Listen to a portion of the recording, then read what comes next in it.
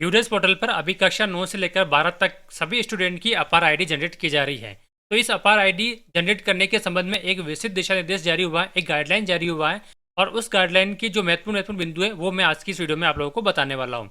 इससे पहले यदि आप लोग मेरे चैनल पर नए हैं तो मेरे चैनल को सब्सक्राइब कर लीजिएगा ताकि यूडेस पोर्टल से संबंधित आगे आने वाली जो भी ऑनलाइन अपडेट है उसकी जानकारी सबसे पहले आप तक पहुंचते रहे। और यदि आप लोग भी सीखना चाहते हैं कि किस प्रकार से आप लोग अपने स्कूल के जो बच्चे हैं उनकी जो यूडेस पोर्टल के ऊपर जो अपार आईडी है उसको जनरेट करना चाहते हो किस प्रकार से कर सकते हैं, मैंने इस पर एक पहले से एक वीडियो बना रखी है। आप चाहे तो मेरे चैनल पर जाकर उस वीडियो को देख सकते हैं और इस वीडियो के लास्ट डिस्क्रिप्शन बॉक्स में भी उस वीडियो का लिंक मिल जाएगा जहाँ से आप लोग देखकर पता कर सकते हैं और सीख सकते हैं कि किस प्रकार से आप लोग यूडेस पोर्टल पर अपने जो बच्चे हैं 9 से 12 तक के क्लास के जो स्टूडेंट है उनकी यूडेस पोर्टल पर जाकर अपर आईडी जनरेट कर सकते हैं। तो देखिए राजस्थान स्कूल शिक्षा परिषद का एक ऑफिशियल नोटिफिकेशन है जिसके की अंदर अपार से संबंधित बहुत सारी जानकारी दी गई है।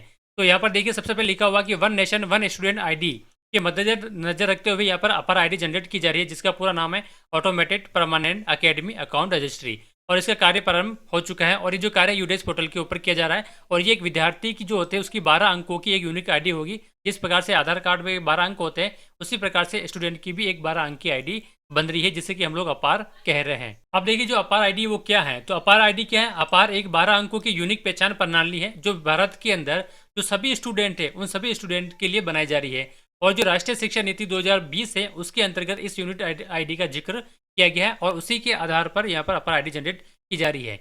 अब अपार आईडी से आप लोगों को विद्यार्थी की जो शैक्षणिक प्रगति है उसको आपको ट्रैक करने में मदद मिलेगी और इसी के साथ में जिन बच्चों ने स्कूल को छोड़ दी है वापस से उन्हें पुनः विद्यालय में लाने में आपको सहायता करेगी।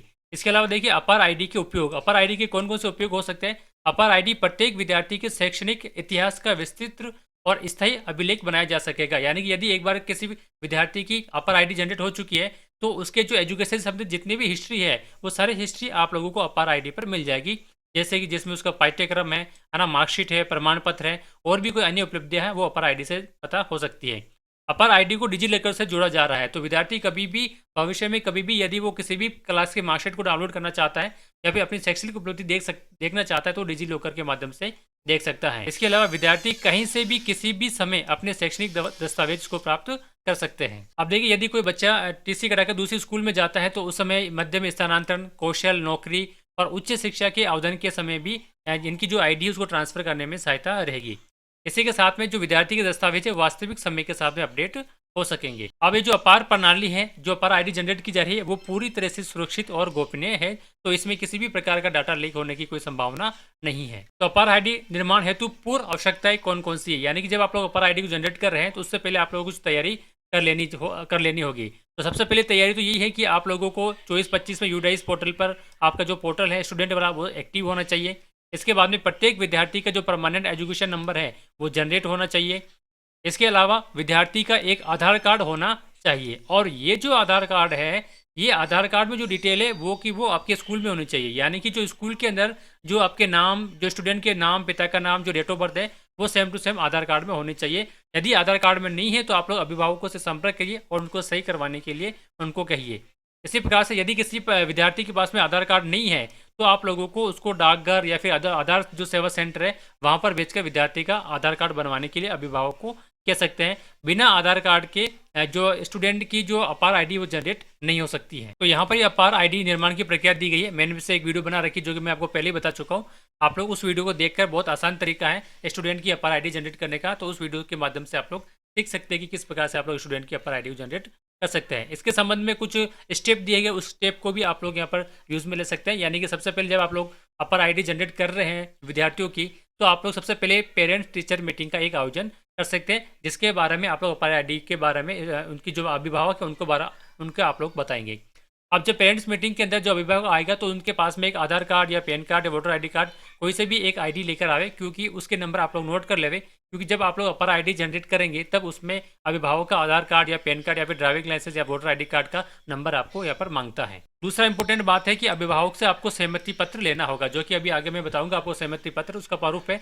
इसका आप लोग प्रिंट आउट लेकर जिस विद्यार्थी आप लोग अपर आईडी जनरेट कर रहे हो उन सभी का आप लोग सहमति पत्र ले लीजिएगा। अब देखिए जब अपार आईडी जनरेट हो जाएगी ना तो जनरेट होने के बाद में जो अपार आईडी है वो विद्यार्थी एवं उसके माता पिता अभिभावक को बताया जाएगा और भविष्य में जो समस्त दस्तावेज है जैसे अंक तालिका होगी, मार्कशीट हो गई, टीसी होगी, पर इस अपर आईडी को लिखा जाएगा। और साथ ही में ऐसा रजिस्टर में जो आपका विद्यार्थी का जो ऐसा रजिस्टर होता है, उस ऐसा रजिस्टर में भी उस विद्यार्थी के नाम के नीचे ये अपार आईडी लिखना जरूरी है। अब अपार आईडी हेतु विभिन्न स्तर से किए जाने वाले कार्य, तो सबसे पहले विद्यालय स्तर है। तो आप विद्यालय स्तर पर कौन कौन से कार्य हो सकते हैं वो आप लोग एक बार पर देख लीजिएगा।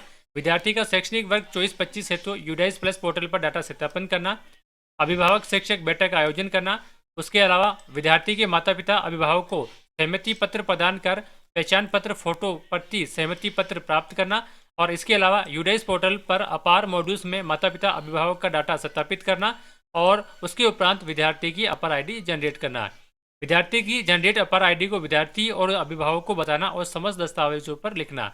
ये आपको इंपॉर्टेंट ध्यान रखना कि आप लोगों को समस्त दस्तावेज पर उस विद्यार्थी की अपर आईडी लिखनी होगी। तो यहाँ पर ये महत्वपूर्ण बातें थी अपार आईडी से संबंधित, जो कि मैंने आपको बता दी है। यदि वीडियो अच्छी लगी तो लाइक एंड शेयर कीजिएगा, और यदि आप लोग मेरे चैनल पर पहली बार आए तो मेरे चैनल को सब्सक्राइब कर लीजिएगा, ताकि यूडाइस पोर्टल से संबंधित आगे आने वाली जो भी ऑनलाइन अपडेट है उसकी जानकारी सबसे पहले आप तक पहुँचती रहे।